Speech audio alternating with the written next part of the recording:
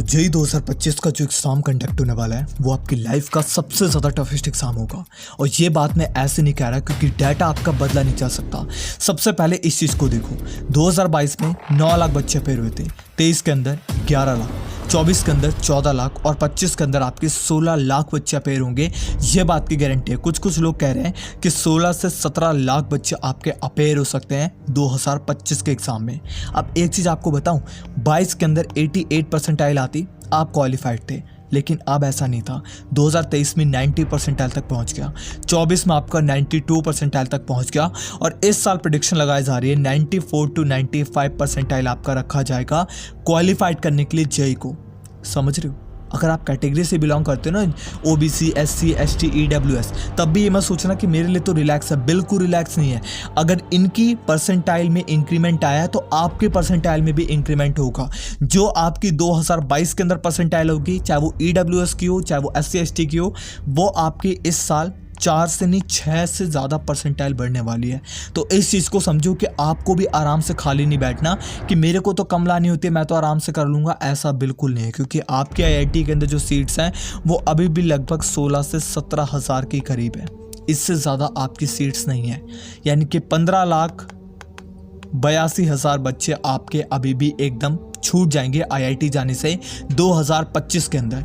इनके 15,82,000 बच्चों का तो बिल्कुल एडमिशन नहीं होने वाला आईआईटी के अंदर, क्योंकि 16 से 17,000 सीटें हैं। आप चाहे लाख मेहनत कर लो, आपका एडमिशन तभी होगा जब आप इनके अंदर आओगे। अगर इनके पार चले गए, आईआईटी सिलेक्शन गया। लेकिन आपकी जो अलग अलग एनआईटीज़ हैं और भी चीज़ें हैं, वो आपकी टोटल 57,000 के करीब है, वो भी हज़ारों में ही है, 57,000 से ज़्यादा नहीं है।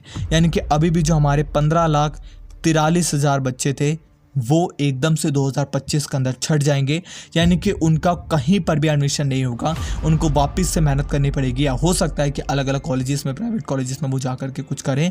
वरना 57,000 सीटें आपकी टोटल में हैं और आपकी 16 से 17,000 सीटें आईआईटीज़ के अंदर हैं। तो इस चीज़ को समझो कि आपको मेहनत करना है ओवर। और सबसे इंपॉर्टेंट बात मुझे तो ये नहीं समझ में आती कि सरकार कर क्या रही है। नया पार्लियामेंट बनाना था, उसके लिए कहा कि यार नया पार्लियामेंट बनवा दो, पुराना पड़ा था रिपेयर करा देते, कुछ नहीं होता। लेकिन आईआईटीज़ बनवाने को कहा जाए तो कहेंगे कि फंड नहीं आ रहा, इतना पैसा नहीं है। अरे बच्चे की पढ़ाई के लिए कर रहे हो, कुछ चाट पकौड़ा, किसी को गंदी चीज़ें थोड़ा सिखाई जाएंगी बच्चों को। ये सबसे इंपॉर्टेंट बात है। मेरे को तो ये नहीं समझ में आता कि सरकार एक्चुअल में कर क्या रही, क्या उसका दिमाग चल रहा है, मुझे कुछ नहीं समझ में आ रहा। तो मैं सबसे इंपॉर्टेंट बात आपसे कहूँगा कि रीज़न क्या क्या होने वाला है इस साल आपके सिलेक्शन ना होने का और होने का। सबसे पहला रीज़न तो है क्वेश्चन गेम, क्योंकि काफ़ी बच्चे अभी तक क्वेश्चन की गेम को समझ नहीं पाए हैं और इसी चीज़ में मात खाते हैं। आधे से ज़्यादा बच्चे पूरे साल लगे रहेंगे मैथ्स के अंदर, क्योंकि बताया जाता है मैथ्स सबसे ज़्यादा टफेस्ट है, तो मैथ्स में लगे रहेंगे। और 6ठी 7वीं की आदत है आपकी, 6ठी 7वीं 8वीं 9वीं 10वीं में आप किस चीज़ की मेहनत करते थे? साइंस और मैथ्स। इंग्लिश हिंदी कौन उठाता था पढ़ाई करने के लिए, मुझे बताना। पूरे साल के अंदर पेपर के टाइम पे उठाई जाती थी। वैसे इसके अंदर आपकी फिजिक्स और केमिस्ट्री, इसको लगभग इग्नोर भी किया जाता है। मैं आपको एक चीज़ बताऊं, फिजिक्स केमिस्ट्री आपकी बोर्ड के लेवल की भी आती है कहीं कहीं पर। तो प्लीज़ मेरी बात को समझो। आपको बोर्ड के जो भी 10 ईयर पेपर है, अगर उतना भी कर ले तो फिजिक्स केमिस्ट्री आपकी अच्छे से हो जाएगी। और जेई के लेवल के थोड़े बहुत क्वेश्चन कर लोगे तो फिजिक्स केमिस्ट्री तो आपकी ऐसी कंप्लीट होगी कि आपके मार्क्स सबसे ज़्यादा इंक्रीमेंट होंगे। तो फिजिक्स के अंदर आगे आपके 80 और केमिस्ट्री के अंदर आगे आपके 80। अब 80 इसके अंदर आगे मैथ्स के अंदर अगर आपके 60 भी आते हैं तो भी आप क्वालिफाइड हो जाओगे। अगर इससे नीचे जाने की कोशिश करोगी, ये जो नंबर मैंने लिखे वो हवा में नहीं लिख दिए, मैंने सोच समझ के लिखे हैं।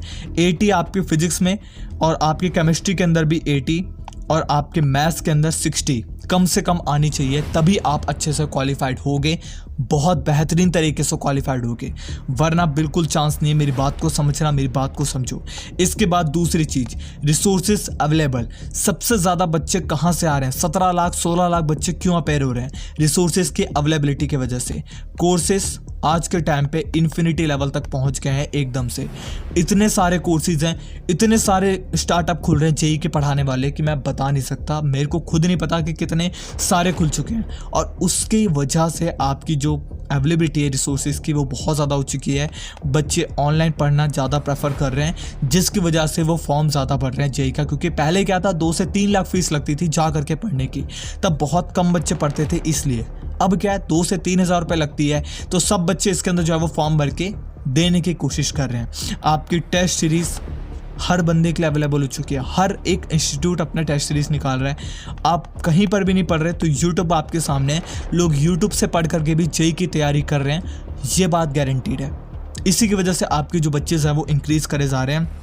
और लास्ट वाली सबसे इम्पॉर्टेंट चीज़ कि प्लानिंग आपकी बहुत तगड़ी होनी चाहिए, तभी आप अच्छे से क्रैक कर सकते हो। सबसे इम्पॉर्टेंट चीज़ कह रहा हूँ, प्लानिंग का मतलब है कि अभी के टाइम पे अपने आप से ये सोच लेना कि अगर तुम थोड़ा सा भी टाइम वेस्ट कर रहे हो, इतना बड़ा भी अगर तुम टाइम वेस्ट कर रहे हो, तो उस समय कोई ना कोई पढ़ रहा होगा, क्योंकि 17 लाख से ज़्यादा बच्चा पेयर हो रहे हैं। तो तुम समझ जाना कि तुम्हारा सिलेक्शन चला गया बहुत पीछे।